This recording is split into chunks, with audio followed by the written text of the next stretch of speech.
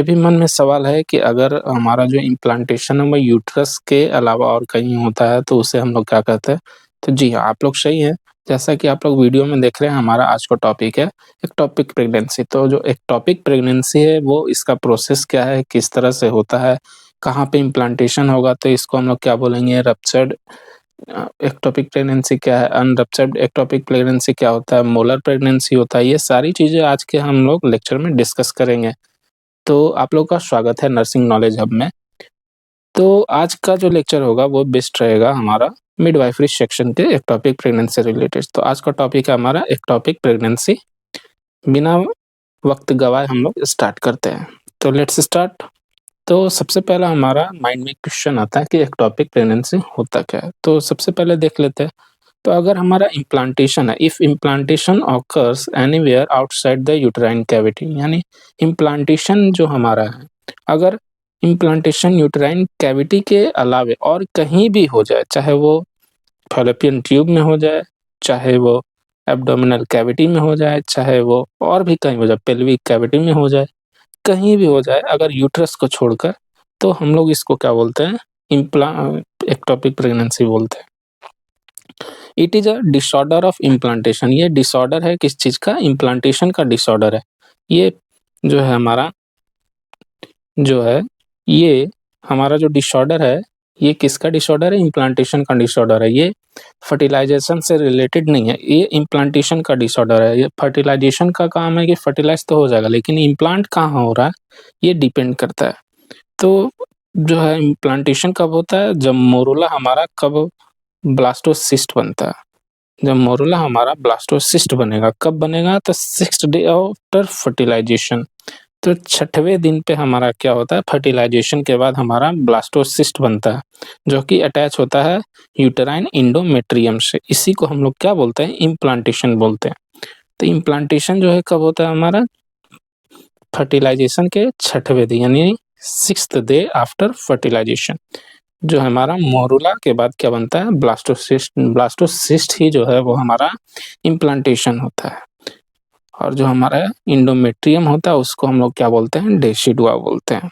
अब normal site of implantation क्या होता है, posterior wall of upper part of uterus. तो जो यूट्रस का जो अपर पार्ट है, जो यूट्रस का जो अपर पार्ट है, यहाँ पे, या तो यहाँ पे और नहीं तो यहाँ पे। तो posterior wall of uterus, posterior wall of upper part of uterus, तो ये हमारा नॉर्मल साइट ऑफ इम्प्लांटेशन होता है। नॉर्मली क्या होता है कि implantation occurs in posterior walls of upper part of uterus. और मोस्ट कॉमन साइट ऑफ जो एक्टोपिक प्रेगनेंसी वो है हमारा क्या, फैलोपियन ट्यूब 90%। तो 90% जो हमारा एक्टोपिक प्रेगनेंसी होता है वो कहाँ पे होता है, फैलोपियन ट्यूब में होता है। इसीलिए एक्टोपिक प्रेगनेंसी को हम लोग ट्यूबल प्रेगनेंसी के नाम से भी जानते हैं। क्यों, क्योंकि जो हमारा इम्प्लांटेशन हो रहा है वो कहाँ पे हो रहा है, फैलोपियन ट्यूब्स में हो रहा है। फैलोपियन ट्यूब्स का और एक नाम है सल्फिंजेस, फैलोपियन ट्यूब एनाटॉमी। तो इसमें हम लोग देख लेते हैं, फैलोपियन ट्यूब के 4 पार्ट्स होते हैं। फर्स्ट पार्ट जो है हमारा वो क्या है, इंटरस्टिशियम, और सेकेंड पार्ट है हमारा इस्थमस, एम्पुला और इन्फंडिबुलम। तो ये जो पार्ट्स है, कभी-कभी क्वेश्चंस में पूछ देता है कि मीडियल टू लैटरल, यानी बीच, मीडियल टू लैटरल का मतलब क्या होगा कि अरेंज करना हमारा फैलोपियन ट्यूब के पार्ट्स को बीच से लेके किनारे की ओर। तो ये जो हमारा पार्ट्स हम लोग बोल रहे हैं वो हमारा मीडियल टू लैटरल है। मीडियल टू लैटरल की यानी मीडियल मतलब बीच में, और लैटरल मतलब क्या होता है, किनारे।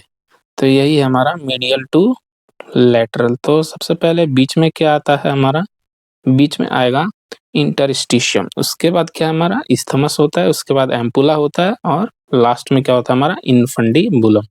तो most common site of ectopic pregnancy क्या होता है, ये पहले भी हम लोग डिस्कस कर चुके हैं। तो मोस्ट कॉमन साइट जो होगा वो हमारा रहेगा फैलोपियन ट्यूब।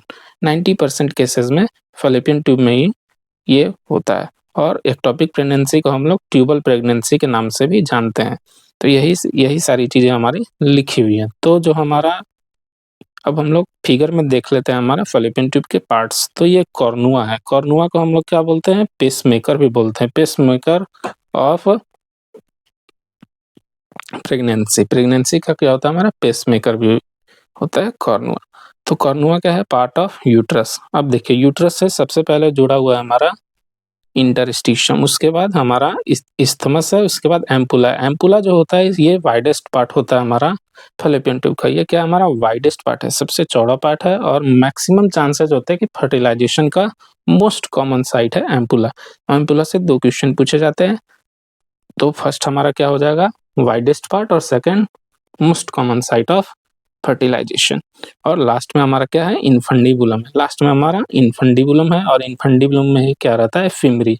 ये जो पंख लाइक स्ट्रक्चर है इसी को हम लोग क्या बोलते हैं, फिमरी। यही क्या करता है, जब यहाँ से अंडा निकलेगा तो फिमरी जो है उसको कैच करता है और कहाँ पे लेके जाता है, फैलोपियन ट्यूब में लेके जाता है। तो फर्स्ट हमारा कुछ इंपॉर्टेंट क्वेश्चंस देख लेते हैं। तो most common site for fertilization क्या हो जाएगा हमारा, एम्पुला हो जाएगा। और सेकंड क्या है, most common site in fallopian tube for ectopic pregnancy. तो एक्टोपिक प्रेगनेंसी के लिए भी कौन सा पार्ट हो जाएगा, एम्पुला। अब हम लोग देख लेते हैं कि widest and longest part of fallopian tube. तो वाइडेस्ट और longest part of fallopian tube हमारा क्या है, ampulla. Which is the narrowest part of fallopian tube. तो ये इंटरस्टिशियम है और सेकेंड नर्वेस्ट हमारा क्या है, इस्थमस है। तो कहने का क्या मतलब है कि जैसे जैसे हम लोग यूट्रस से चलते जाएंगे वैसे वैसे हमारी चौड़ाई जो होगी वो क्या हो जाएगी, बढ़ते जाएगी।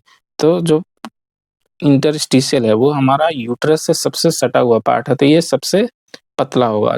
उसके बाद क्या आता है, हमारा इस्थमस आता है। तो इस्थमस क्या होता है, थोड़ा सा और चौड़ा होगा। एम्पुलास वो भी क्या होगा, सबसे चौड़ा होता है। तो मोस्ट वाइडेस्ट पार्ट और लॉन्गेस्ट पार्ट क्या होता है, हमारा एम्पुला होता है। तो हम लोग साइड देख लेते हैं। तो इंटरस्टिशियल देखे, इस्थमस देखे, एम्पुला देखें और इनफंडिबुलर देखें, इसको ऑस्टियल भी कहा जाता है। तो ट्यूबल प्रेगनेंसी हम लोग यहाँ पे, तो ये भी, इसको भी हम लोग क्या बोलते हैं, ट्यूबल बोलते हैं। और एम्पुला और जो है हमारा इस्थमस, इन दोनों को हम लोग क्या बोलते हैं, ट्यूबल बोलते हैं। और most common site of fallopian tube यानी फर्टिलाइजेशन यहाँ पे होता है। और इनफंडिबुलर को हम लोग ऑस्टियल भी बोलते हैं।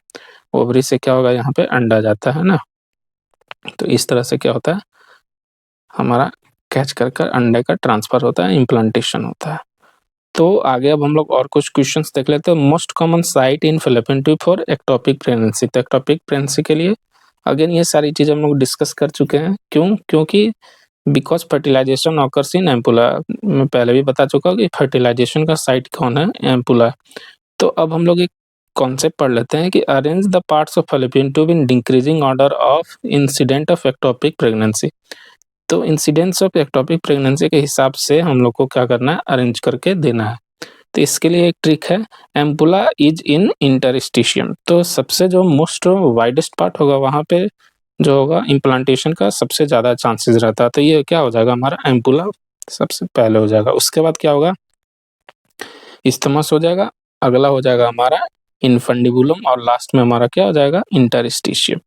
तो इंटरस्टिशियम में 9 के बराबर होता है, बाकी तीनों में होता है। तो अगर हमारा जो है एम्पुला और इस्थमस में हो रहा है तो इन दोनों को मिलाकर हम लोग क्या बोलते हैं, हम लोग क्या बोलते हैं, ट्यूबल प्रेगनेंसी। इसको हम लोग क्या बोलेंगे, ट्यूबल प्रेगनेंसी। और अगर इनफंडिबुलम में हो रहा है तो इसको हम लोग बोलते हैं ऑस्टियल। क्या बोलते हैं, ऑस्टियल बोलते हैं। और इंटरस्टिशियम को कोई नाम नहीं दिया गया। तो लिस्ट कॉमन साइट जो होता है एक्टोपिक प्रेगनेंसी के लिए फैलोपियन ट्यूब में, वो हमारा क्या है, इंटरस्टिशियम। तो यही लिखा हुआ है कि list common site in fallopian tube for ectopic pregnancy. तो ये सबसे छोटा कॉमन साइट होता है, सबसे पतला होता है। तो यहाँ पे मिनिमम चांसेस रहते हैं कि हमारा इम्प्लांटेशन हो। और मोस्ट कॉमन साइट क्या हो जाएगा एक्टोपिक प्रेगनेंसी के लिए, वो है फैलोपियन ट्यूब में, ये हमारा एम्पुला। और सेकेंड मोस्ट कॉमन साइट होता है तो वो होता है ओवरी। और लिस्ट कॉमन साइट होता है सर्वाइकल। सर्वाइकल में सबसे लिस्ट कॉमन होता है। तो ये हमारा, तो कौन कौन से ऐसे बहुत सारे साइट्स होते हैं जहाँ पे इम्प्लांटेशन हो सकता है। तो इसका फिगर जो है यहाँ पे दिया हुआ है। तो फिगर में क्या क्या है, तो सर्विक्स में हो सकता है, ओवरी में हो सकता है, इनफंडिबुलर में हो सकता है, ट्यूबल में हो सकता है, इंटरस्टिशियल में हो सकता है, पेरिटोनियल कैविटी में हो सकता है और एब्डोमिनल कैविटी में हो सकता है। तो ये सारे जो होते हैं हमारे यहाँ पे पार्ट्स दिए हुए हैं, इन सभी को आप लोग को ध्यान देना है। और आउटकम्स क्या होते हैं, तो आउटकम्स में अब हम लोग देख लेते हैं कि फर्टिलाइजेशन तो हो गया। अब जो उसका जो आउटकम क्या होगा एक्टोपिक प्रेगनेंसी का, ये देख लेते हैं। तो इसका आउटकम एक ही है कि has to end in first trimester और अर्ली सेकंड ट्राइमेस्टर। तो या तो फर्स्ट ट्राइमेस्टर में या तो अर्ली सेकंड ट्राइमेस्टर में क्या होना पड़ेगा, इसको ख़त्म करना होगा, तो अबॉर्ट कराना पड़ता है। तो आउटकम क्या होगा? अबॉर्ट। इसको हम लोग क्या बोलते हैं? Called as tubal abortion. तो अगर एक्टोपिक प्रेगनेंसी में है तो इसको हम लोग क्या बोलेंगे? ट्यूबल अबॉर्शन बोलते हैं। अगर ये ग्रो करेगा तो क्या होगा? ट्यूबल रप्चर हो जाएगा, यानी जो रप्चर करने का मतलब हमारा जो फैलोपियन ट्यूब है, यानी फैलोपियन ट्यूब है, वो क्या हो जाएगा? फट जाएगा। क्या होगा? फट जाएगा। इसीलिए इसको ख़त्म कराना इम्पोर्टेंट हो जाता है। इसमें क्या हो जाता है देख लेते हैं। तो ये हमारा क्या होगा? In which part of fallopian tube what is the outcome is more common. तो सबसे ज़्यादा कॉमन क्या है देख लेते हैं। तो मेनेमिक्स हम लोग को याद रखना है। Ampulla is in interstitium. सबसे ज़्यादा किसमें होता है? एम्पुला, उसके बाद इस्थमस, उसके बाद इन्फंडिबुलम और इंटरस्टिशियम। ध्यान दीजिएगा, ये मैं फैलोपियन एक्टोपिक प्रेगनेंसी का ऑर्डर बता रहा हूँ, न कि parts of fallopian tube. Parts of fallopian tube में सबसे पहले क्या होगा हमारा? सबसे पहले आ जाएगा इंटरस्टिशियम। अगर मीडियल से लैटरल चले, बीच से किनारे की ओर चले, तो सबसे पहला इंटरस्टिशियम आ जाएगा। उसके बाद क्या हो जाएगा हमारा इस्थमस हो जाएगा। उसके बाद एम्पुला हो जाएगा और लास्ट में इन्फंडिबुलम होता है। तो ये सारी चीज़ें थी, हम लोग डिस्कस किए। अब हम लोग देख लेते हैं कि आउटकम्स क्या-क्या होगा। तो एम्पुला में होगा, तो एम्पुला में क्या होता है? ट्यूबल अबॉर्शन होगा। अगर हमारा जो इस्थमस में है तो ये ट्यूब क्या होगा? रप्चर हो जाएगा। अगर हमारा इन्फंडिबुलम में है तो भी क्या होगा? अबॉर्शन होगा। और इंटरस्टिशियम में होगा तो रप्चर होगा। तो ये सारी चीज़ें थी जो हम लोग को डिस्कस करनी थी। तो 2 केस में क्या हो रहा है? रप्चर हो रहा है और 2 केस में अबॉर्शन हो रहा है।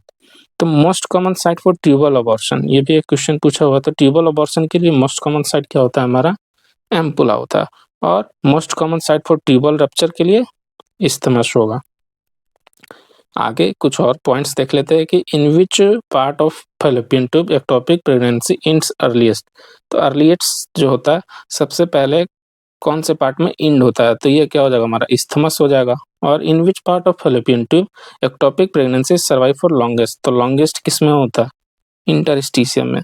तो इस्थमस में सबसे पहले खत्म होगा और सबसे बाद में किस में खत्म होता है? तो इंटरस्टिशियम में खत्म होता है। ये सारे क्वेश्चंस आपके पूछे हुए हैं प्रीवियस एग्जाम्स में। क्यों? क्योंकि ये क्या इंटरस्टिशियम में सबसे लास्ट में क्यों खत्म होगा? क्योंकि ये यूट्रस के पास में है। तो यूट्रस के सबसे पास में है तो मैक्सिमम चांसेस है कि ये यूट्रस में भी जाकर इम्प्लांट हो जाए।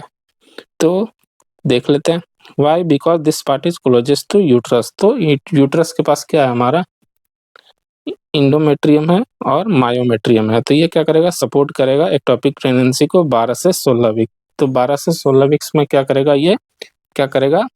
हमको सपोर्ट करता है। तो इसीलिए इंटरस्टिशियम में सबसे लास्ट होता है और इस्थमस में सबसे पहले खत्म हो जाता है। नेक्स्ट हमारा क्या क्वेश्चन है देख लेते हैं। तो most dangerous site for ectopic pregnancy. तो ये क्या हमारा इंटरस्टिशियम है। तो इंटरस्टिशियम जो है हमारा मोस्ट डेंजरस साइट है। और ओवरऑल में हम लोग देखें तो where does ectopic pregnancy last या लॉन्गेस्ट सर्वाइव। तो ये क्या हमारा अब्डोमिनल एक्टोपी। तो एब्डोमिनल कैविटी में अगर हमारा इम्प्लांटेशन हो जाता है तो वहाँ पे सबसे ज़्यादा देर तक क्या हो सकता है? एक्टोपिक प्रेगनेंसी हो सकती है। एक और हमारा क्वेश्चन आता है, ये हेटेरोटॉपिक प्रेगनेंसी क्या है? हेटेरोटॉपिक प्रेगनेंसी क्या होता है देख लेते हैं।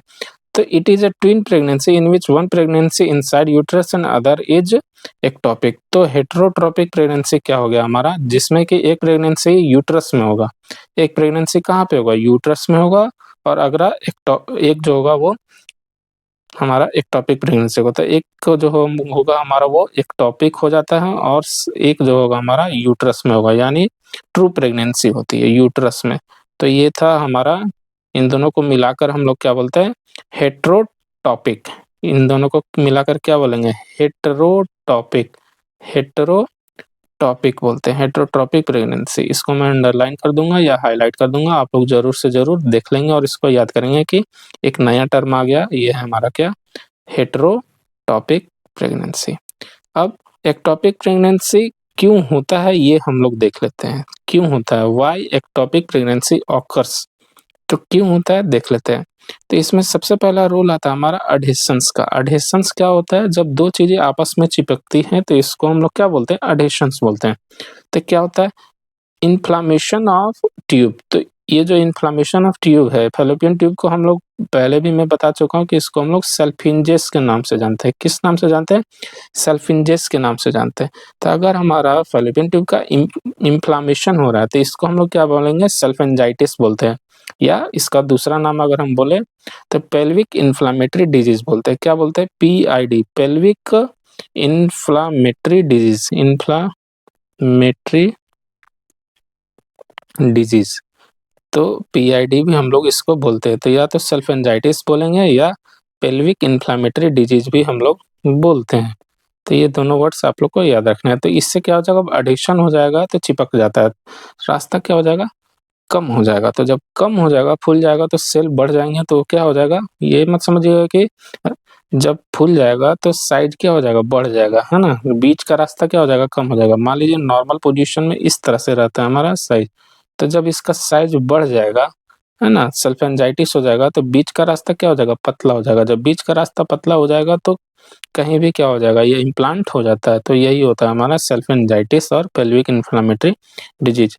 और क्या हो सकते हैं इसके कॉजेज? तो ट्यूबल सर्जरी, अगर ट्यूबल सर्जरी है, यहाँ पे काट दिया जाए या फिर और भी बहुत सारी चीजें हो जाए, तो उस केस में यहाँ पे टॉप, मान लीजिए यहाँ पे ट्यूब ब्लॉक हो जाए, तो इस केस में भी क्या होगा? हमारा एक्टोपिक प्रेगनेंसी हो जाएगा। और इंडोमेट्रियोसिस, इंडोमेट्रियोसिस में भी क्या होता है? हमारा एक्टोपिक प्रेगनेंसी होने का मैक्सिमम चांस रहता है। और एक देख लेते हैं पॉइंट्स हमारा क्या है। तो जाइगोट इन एम्पुला एफ फैलोपियन ट्यूब, तो जाइगोट कहाँ पे बनता है? हमारा एम्पुला में ही बनेगा। तो इसमें क्या होता है? Tube line by the ciliated columnar epithelium. तो जब इम्प्लांटेशन और हम फर्टिलाइजेशन पढ़ा रहे थे तो यहाँ पे बताया था कि जो फैलोपियन ट्यूब होता है, यहाँ पे कुछ सेल्स पाए जाते हैं। किस टाइप के सेल्स होते हैं? तो सिलिएटेड होते हैं और कोलमनर होते हैं। यही क्या करते हैं? जो जाइगोट बनता है उसको यहाँ से ट्रांसपोर्टेशन का काम करते हैं पेरिस्टालसिस मूवमेंट के द्वारा। और यहीं पे क्या होता है? इम्प्लांटेशन होता है किसमें? यूट्रस में। यूट्रस के पोस्टीरियर अपर वाल पार्ट में होता है। तो ये सारी चीजें हम लोग फर्टिलाइजेशन और इम्प्लांटेशन में हम लोग डिस्कस कर चुके हैं। तो इसमें क्या होता है? ट्यूब का जो क्या होता है? पेरिस्टालसिस मूवमेंट होता है। तो ट्यूब का जब पेरिस्टालसिस मूवमेंट होगा तो क्या होगा? Move zygote towards uterine cavity, तो यूटेराइन कैविटी की ओर मूव करता है। कहने का मतलब क्या है कि जो हमारा जो जाइगोट है, मान लीजिए ये जाइगोट बना, तो ये जाइगोट पेरिस्टालसिस मूवमेंट के द्वारा और सिलिएटेड कोलमनर एपिथेलियम के द्वारा कहाँ पे जाएगा? यूटेराइन कैविटी में जाता है। अगर मान लीजिए सिलिएटेड कोलमनर एपिथेलियम अगर हमारा काम करना बंद कर दे, तो क्या जाइगोट हमारा मूव कर पाएगा? बिल्कुल भी मूव नहीं कर पाएगा। तो इस केस में भी क्या होगा? एक्टोपिक प्रेगनेंसी हो जाएगी। पेरिस्टालसिस मूवमेंट ना हो तो इस केस में भी क्या होगा? हमारा एक्टोपिक प्रेगनेंसी हो जाएगी। और इन्फ्लेमेशन में तो होगा ही। क्यों होगा? ये मैं बता चुका हूँ, क्योंकि रास्ता मिलेगा नहीं। तो जब रास्ता मिलेगा नहीं तो वो चीज़ आगे बढ़ेगी नहीं, और जब आगे बढ़ेगा नहीं तो एक्टोपिक प्रेगनेंसी तो ऑटोमेटिकली हो जाएगी। अब इसमें रिस्क फैक्टर कौन-कौन से होते हैं एक्टोपिक प्रेगनेंसी के लिए, तो देख लेते हैं। तो रिलेटेड टू इसको हम लोगों ने 2 कैटेगरी में बाँटा है। तो फर्स्ट है हमारा क्या? Related to genital tract. अगर जेनाइटल ट्रैक्ट में दिक्कत है तो उससे रिलेटेड हो जाएगा हमारा एक कॉज रिस्क फैक्टर। और सेकंड हमारा not related to genital tract, यानी जेनाइटल से या फिर फीमेल रिप्रोडक्टिव सिस्टम से उसका कुछ लेना देना नहीं है। तो फर्स्ट अब हम लोग देख लेते हैं एडहेशंस। तो एडहेशंस मैं बता चुका हूँ, बीच में क्या हो जाएगा? चिपक जाएगा, तो रास्ता क्या हो जाएगा? कम हो जाएगा। तो ये देख लेते हैं। तो फर्स्ट है हमारा सल्फेंजाइटिस। तो सल्फेंजाइटिस में क्या हो जाता है? हमारा फैलोपियन ट्यूब का इन्फ्लेमेशन होता है, ये हम लोग डिस्कस कर चुके हैं। सेकंड हमारा क्या है? Pelvic inflammatory disease. तो पेल्विक इन्फ्लेमेटरी डिजीज में क्या होता है कि ये मान लीजिए हमारा ओवरी का साइज बढ़ जाए, PCOS हो जाए या फिर PCOD हो जाए, तो इन सभी केस में भी हमारा क्या होता है कि क्या हो जाएगा? हमारा एक्टोपिक प्रेगनेंसी होने का चांसेस क्या होता है? बढ़ जाता है। थर्ड हमारा इंडोमेट्रियोसिस है। तो इंडोमेट्रियोसिस में क्या होता है कि endometrial tissue blocks the tissue. तो ये क्या होता है? जो इंडोमेट्रियल टिश्यू है वो कभी-कभी आउटग्रोथ हो जाएगा। तो ये आउटग्रोथ हो जाएगा तो इसको क्या करेगा? इसके रास्तों को क्या करेगा? ब्लॉक कर देगा। तो जब ये रास्ता जब ब्लॉक हो जाएगा तो आगे जाएगा? नहीं जाएगा। और क्या है? Tubal surgery. अगर ट्यूबल सर्जरी भी हुआ तो उस केस में हमारा क्या हो जाएगा? एक्टोपिक प्रेगनेंसी हो जाएगा। और पहले भी हम लोग डिस्कस कर चुके हैं कि इम्मोबाइल सीलिया। तो सीलिया अगर इम्मोबाइल हो जाएगा तो उस केस में भी क्या होगा? हमारा एक्टोपिक प्रेगनेंसी होगा। अच्छा, जब सीलिया जब इम्मोबाइल होता है तो इसको हम लोग बोलते हैं कार्ट जेनर सिंड्रोम, इसको हम लोग क्या बोलते हैं, कार्ट जेनर सिंड्रोम। तो इसको 2 सिंड्रोम हम लोग पढ़े हैं, आइसन-मेंगर सिंड्रोम और कार्ट जेनर सिंड्रोम। आप लोग कमेंट्स में बताएंगे कि आइसन-मेंगर सिंड्रोम क्या होता है और कैसे होता है। तो ये सारी चीज़ें हम लोग डिस्कस कर चुके हैं। अगर आइसन-मेंगर सिंड्रोम के बारे में जानना है तो आप लोग प्रीवियस वीडियोस को रेफर कर सकते हैं। और एक हमारा लास्ट आईवीएफ यानी इन विट्रो फर्टिलाइजेशन। तो इन विट्रो फर्टिलाइजेशन, तो ये सारे जो चीज़ें थी वो किससे रिलेटेड थी, हमारी जेनिटल ट्रैक्ट से रिलेटेड थी।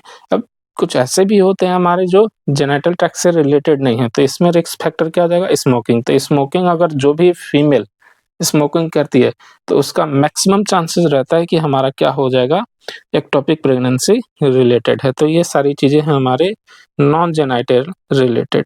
आगे हमारा क्या है, लो सोशियो इकोनॉमिक स्टेटस। अगर सोशियो इकोनॉमिक स्टेटस हमारा लो है तो इस केस में भी हमको एक्टोपिक प्रेगनेंसी देखने को मिलेगा। अगर मल्टीपल सेक्स पार्टनर हैं, मल्टीपल संबंध, मल्टीपल लोगों से अगर फीमेल जो है संबंध बनाती है तो उस केस में भी क्या हो सकता है, एक्टोपिक प्रेगनेंसी का खतरा बढ़ जाएगा। और यंग एज ऑफ इंटरकोर्स यानी छोटी बच्ची, नाबालिग बच्ची है, यानी जनरली क्या होना चाहिए, 16 साल का एज होना ही चाहिए संबंध बनाने के लिए। लेकिन अगर 16 साल से कम है तो इस केस में भी क्या होगा, एक्टोपिक प्रेगनेंसी का खतरा क्या हो जाएगा, बढ़ जाएगा। तो ये थे हमारे रिस्क फैक्टर। अब हम लोग देख लेते हैं मोस्ट कॉमन रिस्क फैक्टर, कुछ क्वेश्चंस। तो most common risk factor causing ectopic pregnancy, तो इसमें या most common cause of ectopic pregnancy, तो मोस्ट कॉमन कॉज अगर आएगा तो ऑप्शन अगर सल्फाइलाइटिस या पीआईडी मिले तो उसको हम लोग को टिक करना है। हाईएस्ट रिस्क जो होता है वो हमारा क्या होता है एक्टोपिक प्रेगनेंसी के लिए, तो ट्यूबल सर्जरी। और सेकंड जो हमारा बेस्ट आंसर होगा या फिर history of ectopic pregnancy. Tubal surgery या ट्यूबल जो है पीआईडी से ये क्वेश्चन आया हुआ था बीटीएससी नर्सिंग ट्यूटर के एग्जाम में। बीटीएससी नर्सिंग ट्यूटर में पूछा था कि which of the following can cause lead to ectopic pregnancy. तो इसका आंसर क्या, आंसर में ये भी दिया था, है ना। तो ट्यूबल सर्जरी जो होता है उसका बेस्ट आंसर था। नेक्स्ट आगे अब हम लोग चलते हैं, तो ये क्या हो जाएगा, एक और क्वेश्चन देख लेते हैं। तो is the risk of ectopic pregnancy increases after contraceptives. तो कॉन्ट्रासेप्टिव्स के बाद जो होता है, क्या कॉन्ट्रासेप्टिव लेने के बाद एक्टोपिक प्रेगनेंसी का रिस्क क्या हो जाता है, बढ़ जाता है। तो आंसर क्या है, नो, ऐसा कुछ होता नहीं है। Contraceptive prevents all types of pregnancy including ectopic pregnancy. तो कॉन्ट्रासेप्टिव्स जो भी होते हैं, यानी ओसीपी, ओरल कॉन्ट्रासेप्टिव पिल्स जो भी हम लोग लेते हैं, ये क्या करता है, एक्टोपिक प्रेगनेंसी प्लस प्रेगनेंसी दोनों को क्या करता है, प्रिवेंट करता है। लेकिन but when failure of contraceptive agents occur, तो अगर हमारा कॉन्ट्रासेप्टिव जो भी हम लोग ले रहे हो अगर फेलियर हो जाएगा तो ऑब्वियस सी बात है क्या हो सकता है, हमारा एक्टोपिक प्रेगनेंसी कैन लीड हो सकता है, एक्टोपिक प्रेगनेंसी हो सकती है। अब हम लोग देख लेते हैं पैथोफिजियोलॉजी या पैथोलॉजी।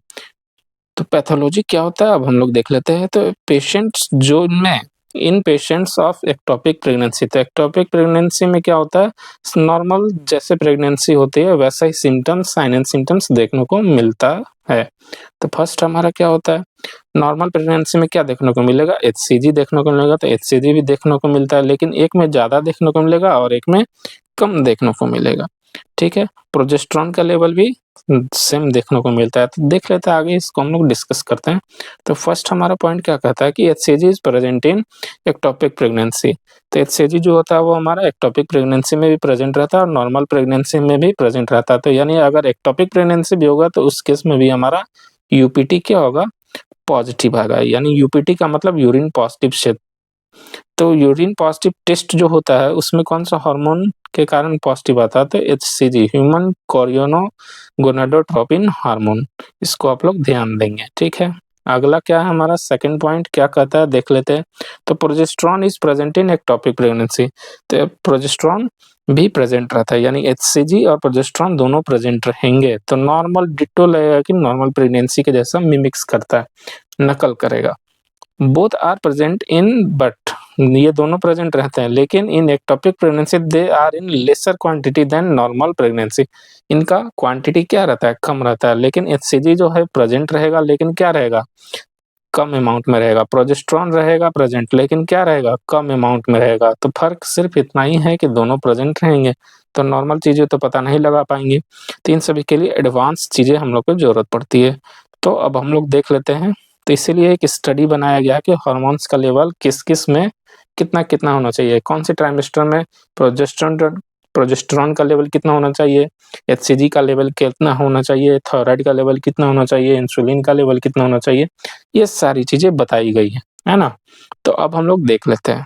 तो नॉर्मल प्रेगनेंसी में एचसीजी का हार्मोन क्या होता है और एक्टोपिक प्रेगनेंसी में एचसीजी पे क्या इफ़ेक्ट पड़ता है, ये हम लोग देख लेते हैं। तो नॉर्मल प्रेगनेंसी में एचसीजी तो प्रेज़ेंट रहेगा ही। नेक्स्ट पॉइंट हमारा क्या कहता है देख लेते हैं। तो एचसीजी फर्स्ट हमारा पॉइंट क्या है कि HCG is present. Second, after every 48 hours level of HCG double till 10 weeks of pregnancy. तो 48 घंटे के बाद, है ना? 48 घंटे के बाद जो है एचसीजी का जो लेवल है वो क्या होता है, डबल हो जाता है। जैसे अभी मान लेते हैं 207, 200 था, तो 48 घंटे के बाद क्या हो जाएगा हमारा, इसका जो लेवल है वो डबल हो जाएगा। तो सीधा क्या हो जाएगा, 400 हो जाएगा। और 400 था तो फिर क्या हो जाएगा 48 घंटे के बाद 800 हो जाएगा। तो इस तरह से नॉर्मल प्रेगनेंसी में जो है हमारा एचसीजी का लेवल बढ़ता है। कब तक बढ़ेगा? अप टू 10 वीक्स तक क्या होता है, बढ़ता है। अप टू 10 वीक्स जो होता है वो बढ़ता है। और इसी के कारण क्या होता है हमारा यूपीटी पॉजिटिव आता है, यानी यूरिन पॉजिटिव टेस्ट क्या होगा, पॉजिटिव आएगा।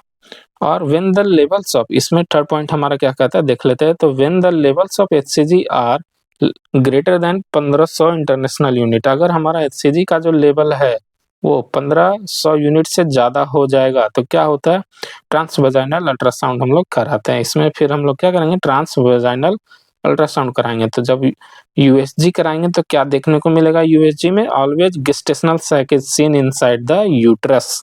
तो गेस्टेशनल सैक उस समय क्या हो जाता है, बन जाता है। तो ये था हमारा नॉर्मल प्रेगनेंसी का लेखा-जोखा कि एचसीजी हार्मोन के साथ क्या-क्या होता है। तो फर्स्ट पॉइंट, एचसीजी प्रेजेंट रहेगा। 48 घंटे के बाद क्या हो जाएगा, एचसीजी का अमाउंट क्या हो जाएगा, डबल हो जाएगा। कब तक डबल होता है, 10 वीक तक क्या होगा, डबल हो जाएगा। और जब हम लोग अगर 1500 इंटरनेशनल यूनिट से ज़्यादा हो जाएगा एचसीजी तो हम लोग यूएसजी कराएँगे। कौन सा यूएसजी, तो ट्रांसवेजाइनल यूएसजी कराते हैं। तो ट्रांसवेजाइनल यूएसजी में हम लोग को क्या देखने को मिलेगा, गेस्टेशनल सैक देखने को मिलेगा। ठीक है, आई होप इतनी बातें आप लोग को समझ में आई होंगी। अब हम लोग एक्टोपिक प्रेगनेंसी के बारे में देखते हैं कि एक्टोपिक प्रेगनेंसी में क्या होता है। तो फर्स्ट हमारा क्या होगा, फर्स्ट पॉइंट कि एक्टोपिक प्रेगनेंसी में भी क्या होता है हमारा, एचसीजी प्रेजेंट होगा। एचसीजी दोनों में प्रेजेंट रहता है, पहले भी हम लोग डिस्कस कर चुके हैं। तो एचसीजी नॉर्मल प्रेगनेंसी और एक्टोपिक प्रेगनेंसी दोनों में प्रेजेंट रहता है, लेकिन एक्टोपिक प्रेगनेंसी में उस लेवल पे नहीं बढ़ेगा। तो फर्स्ट पॉइंट हमारा क्या होगा कि HCG is present but in less than normal pregnancy. Second point हम लोग देख लेते हैं, after every 48 hours the level of HCG increases but does not double. तो हर एक 48 घंटे पे क्या होगा, बढ़ेगा, लेकिन डबल नहीं होगा। नॉर्मल प्रेगनेंसी में क्या होता है हमारा, डबल होता था। एग्जांपल देके मैं बताया हूँ कि 200 का 400 होगा, 400 का 800 का 800 का 3200 होगा। इस तरह से क्या होता है, बढ़ता है, डबल होता है। लेकिन इसमें क्या होगा, डबल नहीं होता है। और जब हमारा क्या होगा, तो when levels of HCG are, अब इसमें भी क्या होगा, अगर हम लोग हमारा जो है एचसीजी का लेवल 1500 इंटरनेशनल यूनिट से ज़्यादा है तो एक्टोपिक प्रेगनेंसी में, तो अगर हम लोग अल्ट्रासाउंड कराएंगे तो गेस्टेशनल सैक नहीं दिखेगा। No gestational sac will be seen inside uterus. तो यूट्रस में हम लोग को गेस्टेशनल सैक नहीं देखने को मिलेगा। हमारा यूट्रस क्या रहेगा, एम्प्टी रहेगा, खाली रहेगा। तो this helps in making best diagnosis for ectopic pregnancy. तो एक्टोपिक प्रेगनेंसी को जांचने के लिए दो चीज़ें इंपॉर्टेंट हो जाएगी, एक हो जाएगा एचसीजी और उसमें उसके बाद टीबीएस जांच करेंगे, ट्रांसवेजाइनल सोनोग्राफी कराते हैं। तो ये सारी चीज़ें, इन सभी तरीकों से हम लोग पहचान सकते हैं कि भाई एक्टोपिक प्रेगनेंसी है या नहीं है। एक और पॉइंट हम लोग को ध्यान देने वाली बात है कि रिमेंबर, ध्यान देने वाली बात क्या है कि रिमेंबर, अ प्रेग्नेंट फीमेल अगर हमारी ओपीटी पॉजिटिव है, यानी urine positive test, pregnancy test जो हमारा वो पॉजिटिव आ रहा है, तो क्या होगा, तो अब यूरिन प्रेगनेंसी टेस्ट जो हमारा पॉजिटिव आ रहा है, ठीक है, तो उस केस में क्या होगा, comes with condition of bleeding. अगर फर्स्ट ट्राइमेस्टर में ब्लीडिंग मिल रहा है तो इसके 3 कारण हो सकते हैं। कहने का मतलब क्या है कि यूपीटी पॉजिटिव है, यूपीटी क्या है, पॉजिटिव है, और कोई पेशेंट होती है, यानी कोई फीमेल है, वो आपके पास ब्लीडिंग की समस्या लेके आ रही है, तो इससे आप लोग क्या कर सकते हैं, तो 3 निष्कर्ष निकालेंगे इससे। हम लोग क्या करेंगे, इसके तुरंत दिमाग में आपके क्लिक करना चाहिए कि इसके 3 निष्कर्ष हो सकते हैं। ब्लीडिंग हो रहा है तो अबॉर्शन हो सकता है, सेकंड एक्टोपिक प्रेगनेंसी हो गई या मोलर प्रेगनेंसी होगी। तो इन 3 केसेस में क्या क्या होता है, ब्लीडिंग देखने को मिलती है। 3 केसेस कौन-कौन से हो गए हमारे, अबॉर्शन हो गए, एक्टोपिक प्रेगनेंसी हो गई और मोलर प्रेगनेंसी हो गई। तो एक्टोपिक प्रेगनेंसी में अब हम लोग चलते हैं, क्या होता है, तो इसमें क्या देखने को मिलेगा, HCG values less than normal pregnancy. Abortion में क्या होगा, एचसीजी जो हार्मोन होगा वो क्या होगा, कम देखने को मिलेगा। और इसमें क्या होगा, 48 घंटे के अंदर क्या हो जाएगा, एचसीजी का हार्मोन क्या हो जाएगा, कम हो जाएगा। अगर एक्टोपिक प्रेगनेंसी है तो क्या होगा, एचसीजी हार्मोन मिलेगा लेकिन क्या होगा, नॉर्मल से कम मिलेगा। नॉर्मल प्रेगनेंसी क्या होगा, कम मिलेगा। लेकिन सेकंड पॉइंट क्या हो जाएगा कि but after 48 hours value increases, value बढ़ेगा लेकिन डबल नहीं होगा जैसा कि नॉर्मल प्रेगनेंसी में होता है। तो फर्स्ट अबॉर्शन में क्या है कि एचसीजी का हार्मोन क्या हो जाएगा, कम हो जाएगा। तो इससे हम लोग पहचान सकते हैं कि अबॉर्शन का केस है। एक्टोपिक प्रेगनेंसी में क्या होगा, बढ़ेगा लेकिन डबल नहीं होगा। तो इससे भी हम लोग पहचान देंगे क्या, एक्टोपिक प्रेगनेंसी का केस है। और एचसीजी हार्मोन जो थर्ड है हमारा, मोलर प्रेगनेंसी। तो मोलर प्रेगनेंसी में क्या होता है कि एचसीजी जो होता है उसका हार्मोन क्या होगा, हायर देन नॉर्मल प्रेगनेंसी। तो अगर एचसीजी का हार्मोन अगर लेवल जो है ज़्यादा है तो हम लोग क्या बोलेंगे कि नॉर्मल से ज़्यादा है, तो उसमें हम लोग क्या डिटेक्ट करेंगे कि मोलर प्रेगनेंसी का केस है।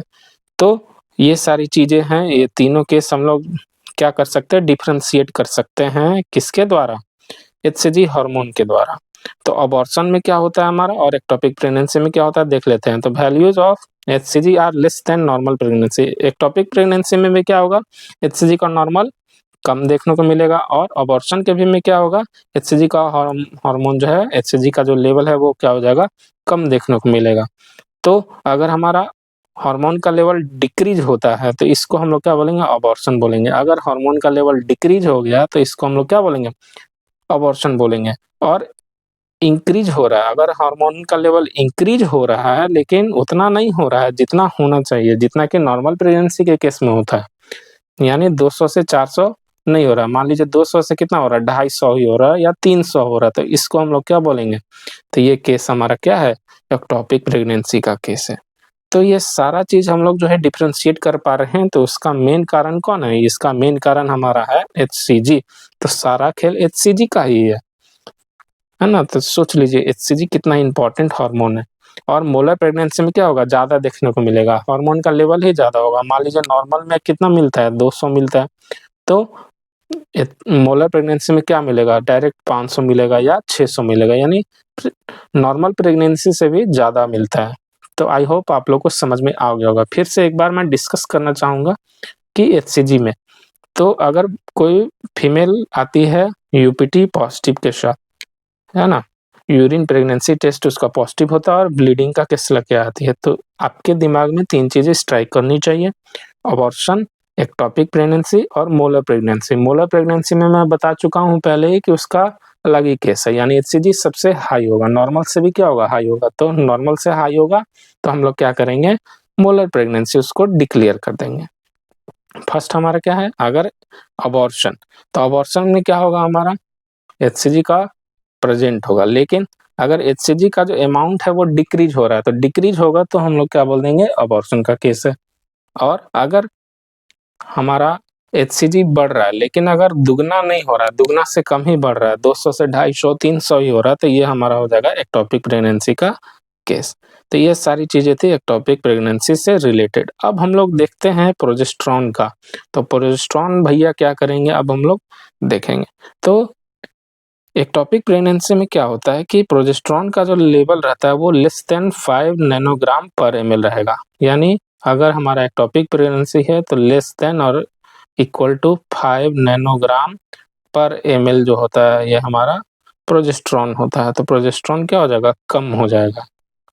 Levels of progesterone are less than normal pregnancy. Normal pregnancy से एक्टोपिक प्रेगनेंसी में जो है प्रोजेस्टेरॉन कम मिलता है। और हमारा क्या हो जाएगा, नॉर्मल प्रेगनेंसी में प्रोजेस्टेरॉन जो होता है वो कितना होता है, 25 नैनोग्राम पर एमएल से ज़्यादा होता है। ये होता है नॉर्मल वैल्यू प्रेगनेंसी के समय। किसका, प्रोजेस्टेरॉन का, तो 25 से ज़्यादा देखने को मिलेगा। तो 2 ही हार्मोन हैं जिसके द्वारा हम लोग पहचान सकते हैं कि भैया ये एक्टोपिक प्रेगनेंसी है कि नॉर्मल प्रेगनेंसी है। उसके लिए 2 हार्मोन, तो 2 हार्मोन कौन-कौन से, एचसीजी और प्रोजेस्टेरॉन, दोनों का मैं नॉर्मल वैल्यू आप लोग को बता चुका हूँ। But still despite of progesterone being less in ectopic, तो एक्टोपिक में क्या हो जाता है, 5 से कम होगा। अब इसमें 2 रिएक्शंस आते हैं प्रोजेस्टेरॉन से रिलेटेड, तो एक होता है हमारा डेसिडुअल रिएक्शन और सेकंड है हमारा एरिया स्टीलर रिएक्शन। तो अब दोनों को हम लोग समझ लेते हैं क्या होता है। तो प्रोजेस्टेरॉन का जो लेवल है वो कब बढ़ेगा, तो कब-कब बढ़ता है, तो डेसिडुअल रिएक्शन होता है तब बढ़ता है। तो डेसिडुअल रिएक्शन होने का मतलब क्या है कि जो एंडोमेट्रियम है वो कन्वर्ट हो रहा है किसमें, डेसिडुआ में। तो जो प्रेग्नेंट एंडोमेट्रियम होता है उसको हम लोग क्या बोलते हैं, डेसिडुआ बोलते हैं। और डेसिडुआ, इस डेसिडुआ के कितने पार्ट्स होते हैं, 3 पार्ट्स होते हैं। ये सारा चीज़ हम लोग डिस्कस कर चुके हैं पहले ही। बेसिक चीज़ों को जानने के लिए आप लोग मिडवाइफरी के प्लेलिस्ट में जा सकते हैं और सारी चीज़ें हम लोगों ने बड़े डिटेल से और बड़े अच्छे से समझ चुके हैं कि डेसिडुआ क्या है ना? एंडोमेट्रियम क्या है, एंडोमेट्रियम कितना मोटा होता है, ये सारी चीज़ें हम लोग डिस्कस कर चुके हैं। तो डेसिडुअल रिएक्शन का मतलब क्या हुआ कि जो है एंडोमेट्रियम किस में चेंज हो गया, डेसिडुआ में चेंज हुआ। तो जब एंडोमेट्रियम जो हमारा डेसिडुआ में चेंज होता है तो उस केस में भी हमारा प्रोजेस्टेरॉन का जो लेवल हो वो क्या होता है, इंक्रीज होता है। और सेकंड क्या है, अब हम लोग देख लेते हैं आर्टरियस स्टेला रिएक्शन। इसमें क्या होता है, कैसे कैरेक्टराइज्ड करेंगे देख लेते हैं। तो इनलार्ज ग्लैंड्स इन एंडोमेट्रियम, एंडोमेट्रियम में क्या हो जाएगा, बढ़ जाएगा। ग्लैंडुलर सिस्टिक हाइपरप्लेशिया, तो सिस्ट बन जाते हैं किसमें, एंडोमेट्रियम में। तो इसमें क्या होता है, एबंडेंट साइटोप्लाज्म होता है और हॉर्नल न्यूक्लियस होता है। तो इस तरीके से हम लोग 2 रिएक्शन को पहचान सकते हैं प्रोजेस्टेरॉन के केस में। एक होता है डेसिडुअल रिएक्शन और सेकंड है हमारा आर्टरियल स्टेला रिएक्शन। इसमें क्या हो जाएगा, ग्लैंडुलर सिस्टिक हाइपरप्लेशिया होता है। ध्यान दीजिएगा, वर्ड्स पे ध्यान देना है। ग्लैंडुलर सिस्टिक, तो ग्लैंड्स में सिस्ट बन जाएगा और साइज क्या हो जाएगा, बढ़ जाएगा, हाइपरप्लेशिया हो जाएगा। और इसमें हॉर्नल न्यूक्लियस देखने को मिलता है। तो इन तरीकों से हम लोग क्या कर सकते हैं, पहचान सकते हैं। अगला क्या है हमारा, डेसिडुअल रिएक्शन कब देखने को मिलेगा, seen in normal pregnancy plus ectopic pregnancy. अगर हमारा नॉर्मल प्रेगनेंसी हो रहा है या एक्टोपिक प्रेगनेंसी आ रही है, दोनों में देखने को मिलता है। तो दोनों में देखने को मिलेगा तो उसको हम लोग कहेंगे डेसिडुअल रिएक्शन। और आर्टरिया स्टेलर रिएक्शन कब देखने को मिलता है, नॉर्मल प्रेगनेंसी में देखने को मिलेगा। ये दोनों भी नॉर्मल प्रेगनेंसी में देखने को मिलेगा। बड़ी ही इंटरेस्टिंग पॉइंट। तो एक्टोपिक प्रेगनेंसी में भी और मोलर प्रेगनेंसी में भी देखने को मिलता है। तो कैसे भाई डिफरेंशिएट करेंगे, तो एक्टोपिक प्रेगनेंसी में क्या होता है देख लेते हैं। तो एक्टोपिक प्रेगनेंसी में क्या होगा, in case of ectopic pregnancy endometrium gets converted into decidua, the levels of progesterone are low। इसमें क्या होता है, लेवल्स ऑफ प्रोजेस्टेरॉन कम रहता है। And ectopic pregnancy has to end, इसमें क्या होता है, एक्टोपिक प्रेगनेंसी को एंड करना होता है। तो देख लेते हैं, व्हेन एक्टोपिक प्रेगनेंसी एंड हो जाएगा तो this entire decidua said of, तो डेसिडुआ क्या होता है हमारा, सेड ऑफ हो जाता है। सो पेशेंट्स कंप्लेंट्स ऑफ ब्लीडिंग, तो इसी जो पेशेंट होगा वो किस कैरेक्टर को लेके आएगा, यानी किस कैरेक्टर को लेके आएगा, तो वो क्या लेके आएगा, हमारा ब्लीडिंग को लेके आएगा। और some female have decidua shed in the form of decidual cast, cast के फॉर्म में भी आता है, कचड़ा के फॉर्म में भी आएगा। तो ये कास्ट के भी फॉर्म में आएगा तो क्या होगा, decidua will not have any villi as blastocyst not implanted in uterus. अब उसमें जो डेसिडुआ होगा उस पे विलाई प्रेजेंट नहीं होगा, क्योंकि हमारा कोई भी ब्लास्टोसिस्ट, ब्लास्टोसिस्ट के पास कितने सेल होते हैं, तो 2 सेल होते हैं। बाहरी जो सेल होता है उसको हम लोग क्या बोलते हैं, ट्रोफोब्लास्ट बोलते हैं, और जो इनर सेल होता है उसको हम लोग इनर मास सेल बोलते हैं। ये सारा चीज हम लोग डिस्कस कर चुके हैं फर्टिलाइजेशन और इम्प्लांटेशन में, तो आप लोग प्लेलिस्ट से जाकर देख सकते हैं। तो फर्स्ट लेक्चर में एक्टोपिक प्रेगनेंसी में आज के लिए इतना ही। आगे अब हम लोग डिस्कस करेंगे कुछ और टॉपिक्स एक्टोपिक प्रेगनेंसी से रिलेटेड। तो आप लोग को अगर ये लेक्चर अच्छा लगा तो चैनल को सब्सक्राइब करें, लाइक करें, शेयर करें, और नोट्स के लिए आप लोग चैनल के डिस्क्रिप्शन में टेलीग्राम चैनल से आप लोग जुड़ सकते हैं, जिसका लिंक जो है चैनल के डिस्क्रिप्शन में दिया हुआ है। तो आज के लिए एक टॉपिक प्रेगनेंसी में इसका इतना ही, सेकंड पार्ट में और भी सारे हम लोग डिस्कस करेंगे।